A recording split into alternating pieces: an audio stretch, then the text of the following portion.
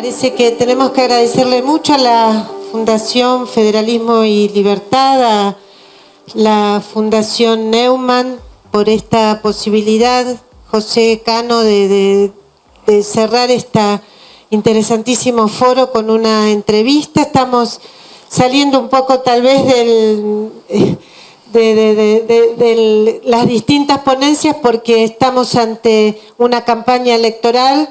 Usted, José, es candidato por Cambiemos. Aquí se llama Acuerdo por el Bicentenario. Cambiemos por el Bicentenario. Cambiemos por el Bicentenario. Sí. Bueno, la mayoría supongo que lo conoce muy bien. José es, ahora además de candidato, ha sido hasta hace muy poquitos días presidente titular del Plan Belgrano. Ha sido presidente de la Unión Cívica Radical aquí en Tucumán, libró una batalla muy importante en el 2015 por la transparencia de los comicios. Fueron realmente unos comicios muy difíciles, pero creo que Tucumán dio un ejemplo de respeto a la institucionalidad, saliendo a protestar a las calles, defendiendo la transparencia en el voto. Usted ha sido senador, ha sido diputado, bueno, ahora compite de nuevo para diputado de la Nación.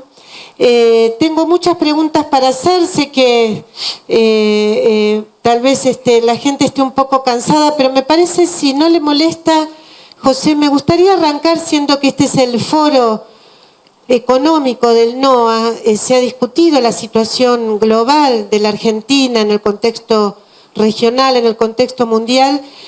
¿Cuál es la situación económicamente de Tucumán desde el cambio de gobierno? Se lo pregunto porque el gobernador Mansur ha dicho unas palabras, hemos visto estos días, bastante agresivas en relación al presidente Mauricio Macri. Incluso dijo que Macri no quería Tucumán. Eso sí, realmente llamativo. Ahora, ¿realmente esto ha sido así? Es decir, ¿el gobierno nacional ha perjudicado en términos económicos a la provincia de Tucumán? Me parece, y coincidiendo con vos, que estos espacios de reflexión son importantes para promover valores. Y me parece que los procesos electorales en general no habilitan a que uno pueda, tanto desde el rol de oficialismo o oposición, decir cualquier barbaridad. Sobre todo cuando esas cosas que se plantean no tienen sustento en la realidad, en lo que viene ocurriendo en este año y medio de gestión del gobierno nacional, no solamente con respecto a la provincia de Tucumán, sino con respecto a la región. Solamente para tirar algunas cifras, el presupuesto o las transferencias del gobierno nacional en el 2015 para las provincias del norte fueron aproximadamente 145.000 millones de pesos. Este año estamos en 309.000 millones de pesos, con un grado de ejecución presupuestaria que supera el 40%. Y en el caso particular de la provincia de Tucumán, si uno toma la cifra de referencia del año 2015, el último presupuesto que a mí me tocó debatirlo porque estaba en la Cámara de Diputados, y la verdad que uno no tiene dimensión, cuesta a veces imaginarse, sobre todo cuando analiza la evolución presupuestaria de los presupuestos tanto nacionales como provinciales, que también algo se dijo acá en el bloque anterior.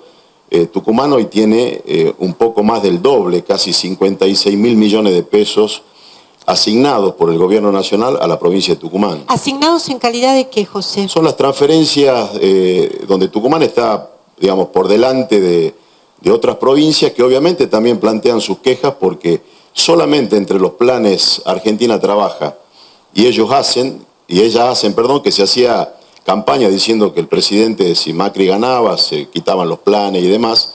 Hay 25.000 en la provincia y eso significa millones de pesos que la Nación mensualmente transfiere a la provincia.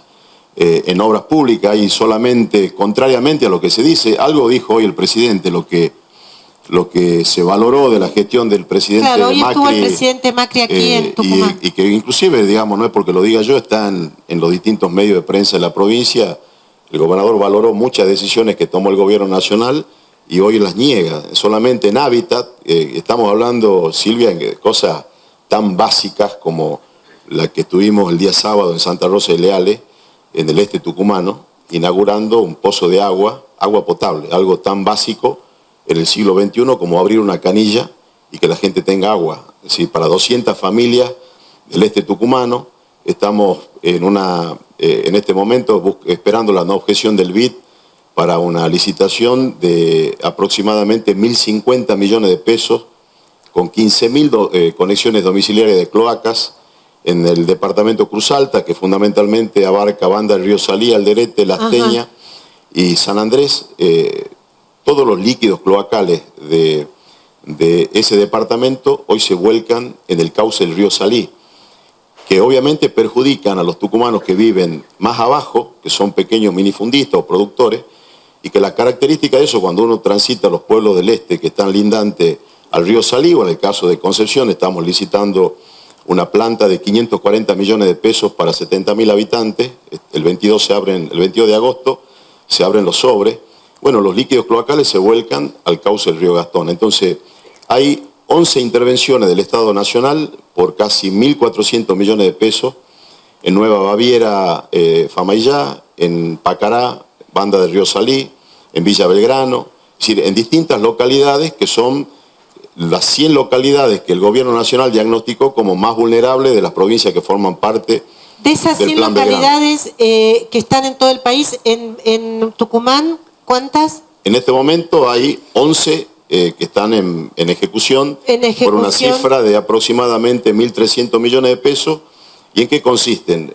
San Expedito Yerbabuena, San Expedito Concepción, pavimento, agua potable, gas natural, los denominados nidos, que son espacios comunes donde se recupera la cultura de la solidaridad, del diálogo. Por ejemplo, en San Expedito, que es un barrio muy pobre de Concepción, las mujeres, la comunidad definió de qué manera le iban a poner nombre a las calles, porque las calles de ese barrio no tienen nombre. Es decir, se le está dando calidad de vida, y ese impacto en las distintas provincias va directo a modificar los índices de NBI, de necesidades básicas insatisfechas. José, le quiero preguntar sobre un tema que me parece que también usted tuvo intervención o digamos, conocimiento, que es el caso del aumento del corte de bioetanol, que fue anunciado también por el presidente Macri. ¿Eso en qué beneficia al NOA, en qué benefició a Tucumán? Nosotros, el presidente en la campaña electoral... Y a la industria zafrera, cuando vinimos al cierre de la campaña, había en Tucumán 9 cortes de ruta, porque obviamente la actividad cañera estaba en una situación compleja, con la bolsa de azúcar a valores del año 2010. Nos habíamos comprometido a llevar el corte del día al 12%. Curiosamente, en el 9 de julio del 2015, la expresidenta iba a hacer el anuncio. Finalmente no se hizo el anuncio. Después nuestros senadores, el actual gobernador de Jujuy presentó un proyecto de ley en el Senado para que se vote por ley en el Senado. Curiosamente, los senadores por Tucumán, en ese momento, salvo la senadora Elías de Pérez, votaron en contra. Y cuando llegamos prácticamente perdón, no apagué el teléfono. Cuando llegamos... Si es el presidente, atiéndalo. Si no, cuando llegamos a la gestión, fue mi primera intervención, me llamó el presidente y me planteó que de qué manera se decidía, cuál era la metodología para definir la asignación de cupo. Sí. Y la verdad que le contesté de la misma manera que durante 12 años se decidía todo. De un lado un funcionario y del otro lado la discrecionalidad. Entonces fijamos 2 parámetros y convocamos a los industriales de las 3 provincias. La primera reunión fue en mi despacho. Le planteamos que en 22 días nos traigan una propuesta unificada y que se fije como prioridad, en primer lugar, los ingenios azucareros que no tenían cupo, y en segundo lugar, que se empiece a trabajar en una fórmula para que el cañero participe de la rentabilidad de la producción de bioetanol. Efectivamente, a los 22 días, el Centro Azucarero Argentino, que estaba Fernando Nevia como presidente, con todos los industriales, presentaron una propuesta. Hicimos algunos retoques a esa propuesta porque le dimos cupo al Ingenio Esperanza, que está en proceso de licitación por parte de la provincia de Jujuy. Bueno, y eso significó que, obviamente hubo una discusión dura porque el sector sucroalcoholero perdió una posibilidad por falta de inversión, porque tampoco hubo en Tucumán una decisión política de acompañar esa inversión del sector privado cuando surge la ley en el 2007, a tal punto que muchas áreas de Tucumán que naturalmente no se sembraba caña, se generó una enorme expectativa y hubo un crecimiento de un 20% de extensión de tierra donde antes no había caña y ahora hay caña. Entonces el sector sucroalcoholero perdió protagonismo en la producción de bioetanol de la mano del sector maicero. La matriz estaba desfasada, 60 y 40, y se definió que el 100% de los 171 millones de litros vaya al sector sucroalcoholero. Y eso significó varias cosas. La primera, que los ingenios azucareros que no tenían cupo, caso Minetti y Bellavista, hoy están invirtiendo 30 millones de dólares porque tienen 22 meses para adecuarse a la entrega de esos cupos. Y así como ese ingenio, el resto de los ingenios tucumanos que se le incrementó el cupo. La segunda cuestión, que se creó la mesa sucroalcoholera. Nos reunimos 2 veces acá. La primera reunión en la estación experimental, Obispo Colombre. En esa mesa están integrados todos los factores, los representantes cañeros de las 3 provincias, el Centro Azucarero Argentino, la Cámara de Alcoholes, y definimos en esa coyuntura, en ese momento, obligar a los industriales a exportar los cupos de exportación que tenían, y se empezó a transitar en la fórmula para que los cañeros participen de la rentabilidad del bioetanol. Creamos la mesa de la vinaza, la estrategia del gobierno. También hubo un hecho inédito que forma parte, digamos, de la Argentina que viene. Yo tengo puesta la esperanza que efectivamente dentro de muy poco tiempo, de muy pocos años, las decisiones políticas que se están tomando hoy van a impactar de manera favorable no solamente a la región, sino al país, y hay una idea del gobierno nacional que todavía de avanzar hacia un sistema similar al de Brasil, incrementando el corte. Para eso hay que modificar marco regulatorio. Hubo una reunión del presidente con los 23 industriales de las 3 provincias y se está trabajando en ese sentido. Hoy el precio del azúcar está a valores, digamos, mucho más competitivos de lo que estaba en el 2015, a pesar de que el precio internacional bajó, pero aparte también hay una motivación adicional para sustentar la actividad sucroalcoholera en 3 pilares. La producción de azúcar, la cogeneración de energía, y de hecho hay ya un grupo industrial tucumano que firmó un convenio con Camesa para entregar 45 megas al sistema interconectado con inversión privada de 60 millones de dólares, y hay otros ingenios que también están trabajando. El único ingenio que lo está haciendo en escala hoy es el ingenio Tabacal de Salta, y con 6 o 7 ingenios tucumanos que cogeneren energía, estaríamos prácticamente llegando al 70-80% de lo que Tucumán consume, con lo cual sustentar la actividad azucarera que genera trabajo de manera estacional en 3 pilares: la cogeneración, la producción de bioetanol y obviamente la producción de azúcar. Y para cerrar el tema sectores, claro, pero también 1.440 millones de pesos ingresó a la región producto de esa decisión. Si uno multiplica las toneladas producidas por el precio actual del azúcar, el aumento del porcentaje de corte. Y aproximadamente 3.400 millones de pesos de la producción de esos 171 millones de litros de bioetanol, de los cuales Tucumán tiene una participación del 69%. José, le quiero preguntar un tema, bueno, que nosotros también desde Buenos Aires hemos seguido con interés, que es la exportación de limones a los Estados Unidos, a México. ¿Cómo están esas gestiones? Una de las primeras reuniones que tuvimos en agenda fue la Asociación Tucumana de Citrus con el ministro Cabrera, con el ministro Brullaile, con quien era embajador en ese momento, Martín Lustó. Invitamos también a los funcionarios del gobierno provincial. Me parece que acá hay que ser muy claro. El enorme mérito, el gran mérito de que finalmente un mercado tan exigente como el de los Estados Unidos haya permitido la posibilidad de que ingrese el limón tucumano se debe fundamentalmente al enorme esfuerzo del sector privado. ¿Pero ya está ingresando el limón tucumano? Bueno, está absolutamente habilitado para empezar con las exportaciones, y eso se debe al esfuerzo que hizo. ¿Esto sucedería este año? Sí, están dadas todas las barreras, se levantaron, y no solamente Estados Unidos, sino Brasil y México, que son mercados importantes también para el citrus. Y el enorme esfuerzo que hizo el sector privado permitió que cuando llegó un gobierno que se relaciona seriamente con el mundo, porque el populismo se paga.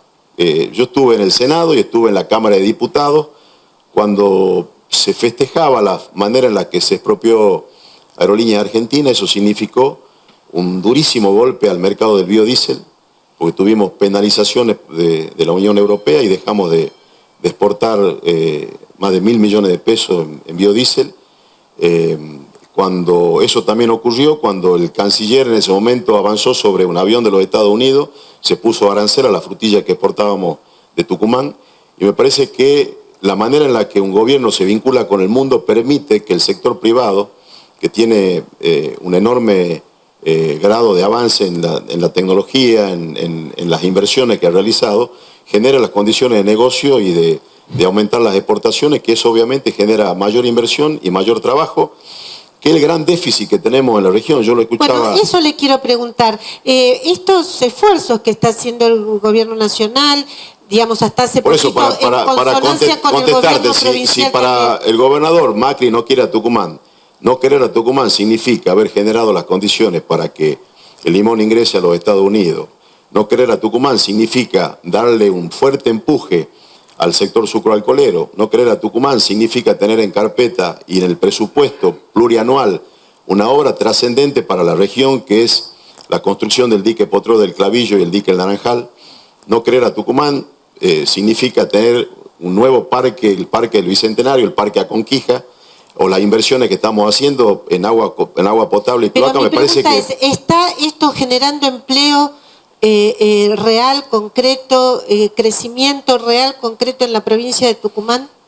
La provincia de Tucumán, si nosotros no resolvíamos la situación del sector sucroalcoholero, digamos, la paz social no iba a estar garantizada. Cada decisión que se tomó, como haber eliminado las retenciones al maíz, las retenciones al trigo, como haber generado las condiciones para que haya un reintegro del 5% extra en soja, que de alguna manera compensa el flete para la producción de soja de las provincias del norte, eso generó obviamente que hoy estemos en una situación social y económica muy distinta a lo que ocurría en el año 2015. Digo, estamos terminando una obra como la circunvalación de la Ruta 9, 20 kilómetros, que se inició en el año 2012. ¿Eso forma parte del Plan Belgrano? Forma parte de un concepto que significa el Plan Belgrano, de entender que por primera vez hay un gobierno nacional que mira a la región, de terminar con una lógica que no tenía ningún tipo de fundamento, de entender que los problemas que tiene Tucumán son similares a lo que tiene Salta o lo que tiene Jujuy,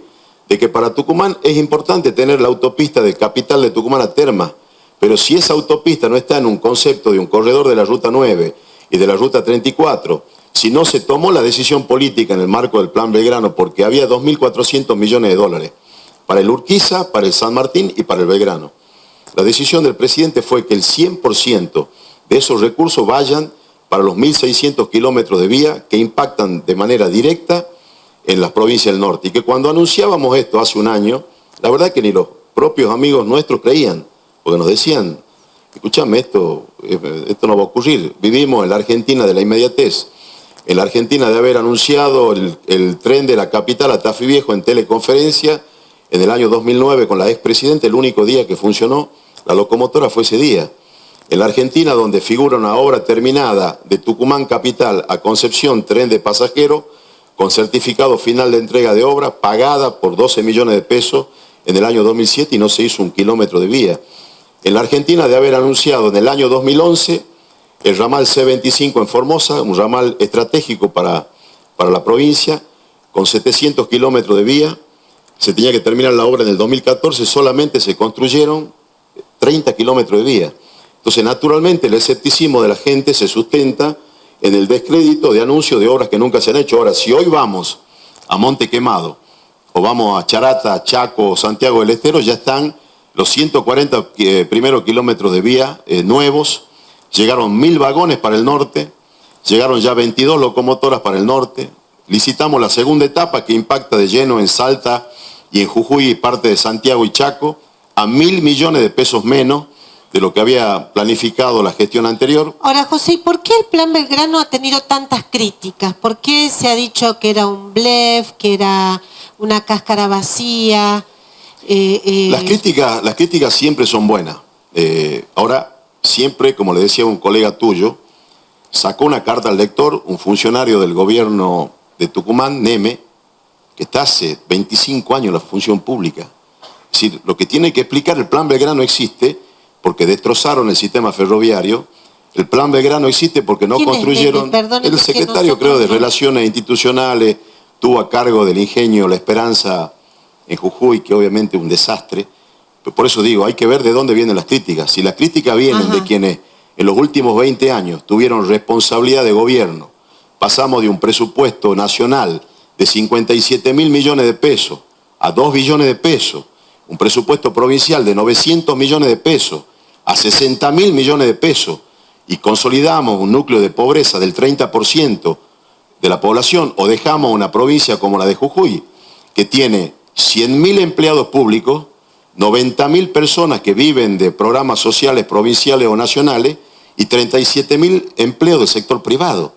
Entonces, de lo que se trata, las críticas tienen que ver con una mirada de hacer cordón cuneta, pavimento donde no hay cloaca, de hablar de obras faraónicas cuando hay un sector muy amplio de la sociedad tucumana que no tiene lo básico, de no haber hecho, a pesar de haber tenido plan prelluvias, plan de emergencia hídrica.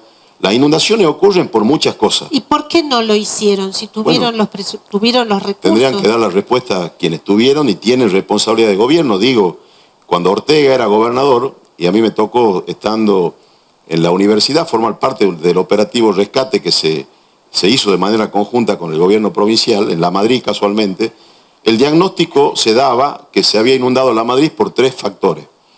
El primero de ellos, el avance del dique frontal de Termas de Río Hondo, la colmatación del dique. Los ríos de Tucumán tributan en ese dique y son ríos de montaña que vienen con lodo, con barro, o sea, durante año tras año esa colmatación avanza. Ese era el primer diagnóstico.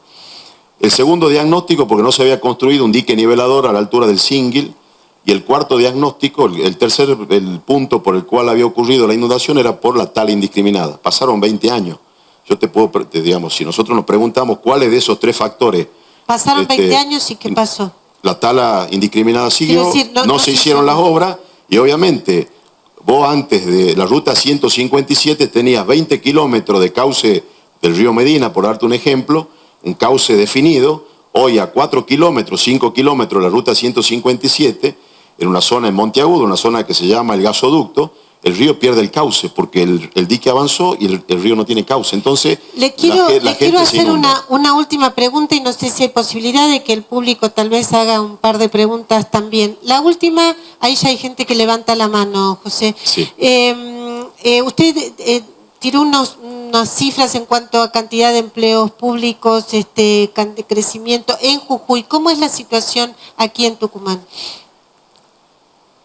Y en Tucumán la situación no es muy distinta. Digo, para los que creen que en la provincia hubo políticas exitosas, los planes sociales forman parte de un Estado que tiende la mano a una persona que no tiene nada, en una contingencia, en una coyuntura económica o política difícil. Ahora, si uno está 12 años y cuando arranca con 2.000 planes y cuando se va termina con 25.000 planes, me parece que algo falla. ¿No hay emprendedorismo en Tucumán? Miren, Tucumán tiene un enorme potencial en su sector privado, es una de las provincias con mayor presión fiscal. Cuando se incrementó el presupuesto de la legislatura de 1.200 millones a casi 2.000 millones de pesos, en esa misma sesión se incrementó la alícuota de ingresos brutos. Entonces, me parece que para que el sector privado invierta, para que el sector privado se desarrolle, hay condiciones preexistentes que se tienen que dar. En primer lugar, definir cuáles son las actividades que desde el Estado provincial se va a fomentar. En segundo lugar, hacer inversión en infraestructura. Digo, se habló muy mucho de la plataforma del aeropuerto, una obra que hicimos nosotros y que nos habíamos comprometido cuando asumió el presidente y en campaña cuando estuvo en Tucumán, 90 millones de pesos. La transformó al aeropuerto de Tucumán, después de Seiza, en el aeropuerto con mayor capacidad para exportar. ¿Y cuándo se va a inaugurar? 90 millones de pesos. La obra está terminada. Ajá. Ahora, si era una obra tan estratégica e importante, yo digo, si había 600 millones más para el Poder Legislativo, tendría que haber habido... Está terminada, bueno, está terminada porque ahora estamos en obra, la inversión total va a ser de 1.400 millones de pesos, La pista que se está construyendo con la última tecnología va a ser la tercera pista después de la principal de Seiza y de la pista de Mendoza. En septiembre vamos a tener conectividad con Perú y con Chile. Ajá. Son casi condiciones primarias para que nosotros podamos desplegar todo el potencial que Tucumán tiene, no solamente en la producción, sino también en el turismo. Digo, Amaicha del Valle es una zona bellísimo, con bellezas naturales como en pocos lugares de la Argentina. No hay agua potable. Estamos invirtiendo ahora 100 millones de pesos para llevar agua potable. Entonces, esas condiciones de infraestructura que uno a veces siente sana envidia, en algún momento presenté en la legislatura la creación del Consejo Político, Económico y Social, como lo tiene Salta, ajá, donde naturalmente todos los factores de la política, de la actividad económica confluyen y se pueden definir líneas estratégicas que nos quiten la mirada de la coyuntura, de la inmediatez y pensar cómo queremos ver a Tucumán en el marco de la región en los próximos 10 o 15 años. Bueno, si alguien quiere hacer alguna pregunta, ya habían levantado la mano, ahora no la levantan más. A ver, acá, allá, no sé si alguien tiene. Aquí hay un joven.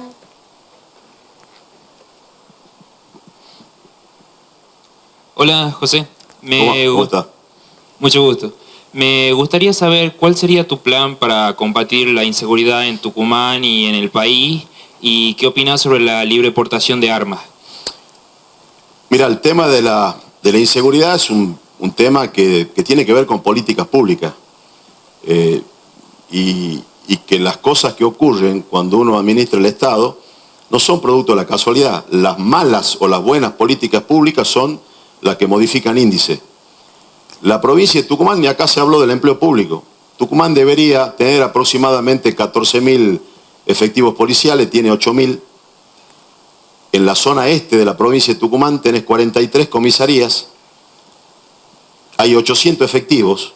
Yo estuve en la comisaría de Delfín Gallo, por ejemplo, 24 detenidos, 2 efectivos por turno.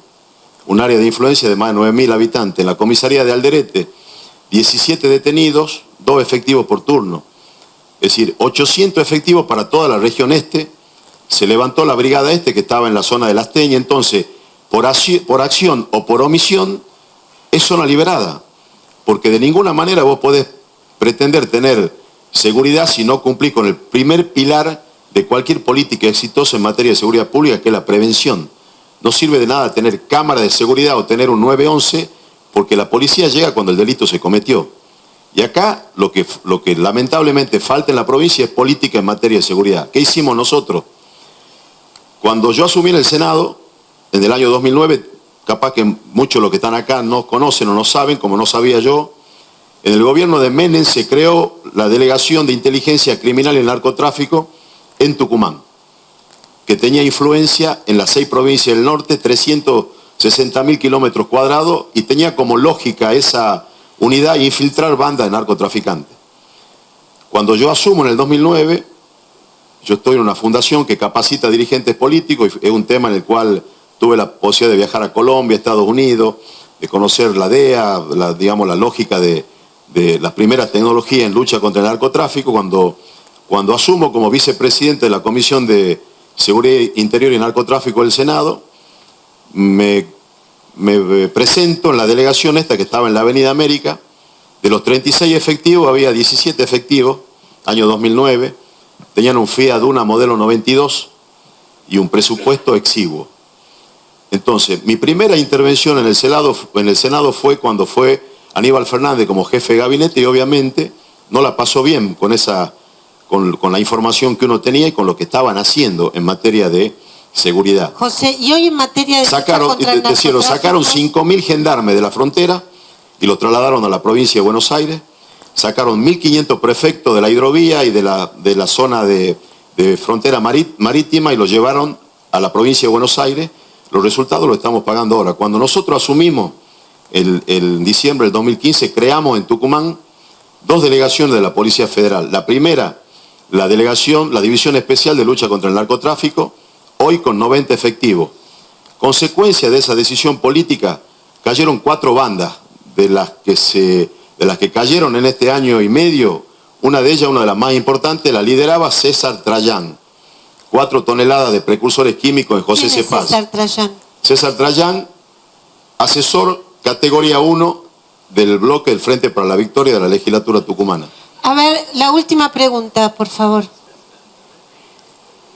Allí hay una, ahí al final, ahí atrás. Y la segunda, la oficina regional, que solamente tiene incumbencia en Tucumán, Salta y Jujuy, hoy tiene 400 efectivos de la Policía Federal acá en Tucumán.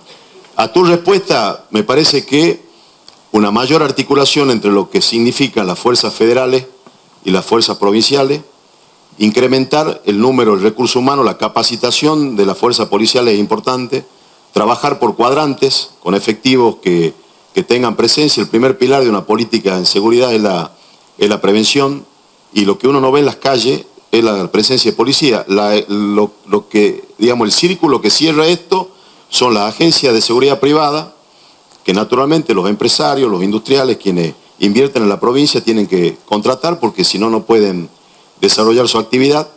Y obviamente lo que la gente te plantea en cada rincón que vos caminás, que digamos, los índices de inseguridad son alarmantes y preocupan. Pero eso se resuelve con decisiones políticas. Última pregunta. Buenas noches, Silvia. Buenas noches, José. Quería preguntarte, José, ¿cuáles han sido los beneficios tangibles del Plan Belgrano, diciéndolo sintéticamente, para entenderlos todos, y sobre todo, cuáles van a ser los beneficios en el transcurso de la ejecución y qué impacto político y social van a tener para la provincia? Bueno, no es tan fácil, y menos porque no tengo mucha capacidad de síntesis, pero lo primero es la mirada regional que se tiene desde el gobierno nacional de entender que los problemas que tenemos como región son comunes y que hay que darle respuestas y resoluciones comunes. En ese contexto está planificado y presupuestado todo lo que tiene que ver con el corredor de la Ruta 9 y de la Ruta 34, transformarlo en autopista. Acá estamos próximos a licitar la primera etapa de 10 kilómetros, que es San Cayetano-San Andrés, con un nuevo puente sobre el río Salí. Y después el tramo Tucumán Capital Termas, que no lo licitamos porque no hay proyecto. También sufrimos una limitación, el gobierno nacional, hay muchas obras que lamentablemente no se licitan porque no hay proyecto, y proyectos de esta envergadura, en el mejor de los casos, llevan entre 1 año o 10 meses poder terminarlo, que esté en condiciones de ser licitado. Ese corredor de la Ruta 9 y de la Ruta 34, que conceptualmente une Rosario y Córdoba con el norte, más la recuperación del ferrocarril Belgrano con un centro de carga acá en Pacará, proyecto que, digamos, nosotros no estamos inventando nada, porque la tragedia argentina, en todo caso, es que todas estas cosas que estamos hablando están escritas. Lo que hay que hacer es tener definición política de hacerla. Un centro de carga acá en Pacará, el otro en Palpalá, Jujuy, un centro de carga en Güemes y el otro en Recreo, provincia de Catamarca. Eso nos va a dar un sistema, y la inversión que se está haciendo en la hidrovía, después de 22 años, construyendo el puerto de Iteibate, que va a sacar el 50% de la producción de arroz por la hidrovía, y el puerto Las Palmas en Chaco. Vamos a tener un sistema de transporte, lo que se denomina punta camión, hasta 300 kilómetros el camión, de 300 kilómetros a 700 kilómetros el tren, y un mayor aprovechamiento de nuestra hidrovía. Eso tiene que resolver y darle mayor competitividad a nuestra producción, que hoy tiene un enorme limitante en el costo del flete del camión, pero aparte, como ocurrió el año pasado, en la cerámica Alberdi, una cerámica de Salta, que el 40% de su producción estaba paralizada, teniendo mercado porque no había camión para sacarla. Es una gran limitante que tenemos como región. Entonces, avanzar a un sistema multimodal de transporte, que eso obviamente va a traer mayor desarrollo económico e inversión. Todo lo que tiene que ver con energías renovables, la planta solar de Caucharí de Jujuy en La Puna, una inversión de $400 millones que está en ejecución, la planta más importante de Latinoamérica, convenio ya firmado con Camesa, una planta de características similares en La Puna salteña, y todo lo que está ocurriendo en términos de cogeneración con biomasa en la zona nuestra, con la caña de azúcar, y todo lo que tiene que ver con la actividad foresto-industrial en el NEA. La inversión y la lucha contra el narcotráfico, que obviamente eso hasta el más humilde de los ciudadanos lo nota cuando uno recorre las provincias del norte, y obviamente eso tiene que reflejarse el desarrollo económico, en general trabajo y arraigo, y en darle agregado de valor digamos, a todo el potencial que nosotros tenemos como región. El José, norte no está... Sí. Tenemos que cerrar, pero aprovecho esto que está contando por esta pregunta que le hicieron y ya le pido que se despida. Se lo ve muy involucrado, obviamente, con el Plan Belgrano, muy consustanciado. Sin embargo, bueno, renunció y decidió postularse a diputado, José. ¿Por qué tomó esa decisión y qué cree que el presidente... Yo formo parte de un equipo. Vio para que usted tome esta decisión? Yo formo parte de un equipo que está convencido de las cuestiones que en la Argentina no puede haber marcha atrás, de los valores que hoy están sujetos a debate y que no deberían estar sujetos a debate, como la independencia del Poder Judicial, por ejemplo. Y esas luchas se dan desde el Poder Ejecutivo o, en este caso, desde el rol que el presidente me pidió tanto a mí como a Julio Martínez, como a Esteban Bullrich. Yo estaba el día que cumplió años el jefe de gabinete, el presidente estaba viajando a los Estados Unidos y me llamó y bueno, tuvimos una charla y me pidió que encabece el proceso de cambio en la provincia, que sea candidato, porque naturalmente nosotros también necesitamos, para que por ejemplo tengamos reforma política, para que tengamos un sistema electoral que garantice transparencia, necesitamos tener una mayoría en el Congreso que hoy nos limita. Los diputados y senadores de Tucumán se opusieron a lo que ellos mismos votaron y que forma parte de la Constitución de la provincia, votada bueno, el voto electrónico. Los diputados de Tucumán se abrazaron con Julio De Vido, después de su discurso, después del discurso donde defendió... Me parece bueno que por lo menos tengan lealtad, porque forman parte del mismo entramado. Entonces, en esto no se especula. Yo, Silvia, fui candidato a diputado nacional en el 2013 porque entiendo que estamos en un proceso político colectivo en la provincia. Yo en el 2007 era el único legislador de mi partido y consolidamos un espacio político que tiene figuras relevantes como el intendente de la capital, como la senadora Elías de Pérez, como el secretario de Vivienda, como el intendente Sánchez. Es un espacio que se está consolidando y más tarde o más temprano en Jujuy demoró 30 años porque 30 años gobernó el mismo espacio político y finalmente hoy Morales el gobernador y Jujuy está despegando y tiene un nivel de inversión inédito y están poniendo pro al futuro. Y el presidente nos pidió a los 3 funcionarios con rango de ministro que encabecemos este proceso político y voy a seguir trabajando desde el lugar que me toque en el Congreso de la Nación. No hay que especular en política independientemente de lo que uno a lo mejor me hubiese gustado seguir al frente de esta unidad porque creo y porque muchas de las cosas que están en el Plan Belgrano la presentamos como proyecto de ley. En el año 2011 presentamos con Morales el desarrollo y la recuperación integral del Belgrano Carga, presentamos un proyecto, compilamos todas las obras de infraestructura para evitar que en pleno siglo XXI mueran en la Argentina ciudadanos por las inundaciones y lo presentamos a colación del evento en la provincia de Buenos Aires. Bueno, pretendíamos que eso se apruebe y que independientemente de los cambios políticos esas obras se ejecuten porque en muchos casos son obras que trascienden una gestión de gobierno. Y bueno, tuvimos ahora la oportunidad de, con la Fundación Pensar y con el Instituto de Políticas Públicas, aquí está José Ricardo Azcárate, que fue uno de los ideólogos también del Plan Belgrano, en la posibilidad de coordinar esta unidad ministerial que quedará en manos de Viñolo, un amigo que es secretario general de la Gobernación de la provincia de Corrientes, y los hombres son circunstancias en las políticas, lo que en todo caso interesa son los objetivos que tenga un gobierno y que esos objetivos digamos, están mucho más allá de a quien le toque conducir esas políticas circunstancialmente.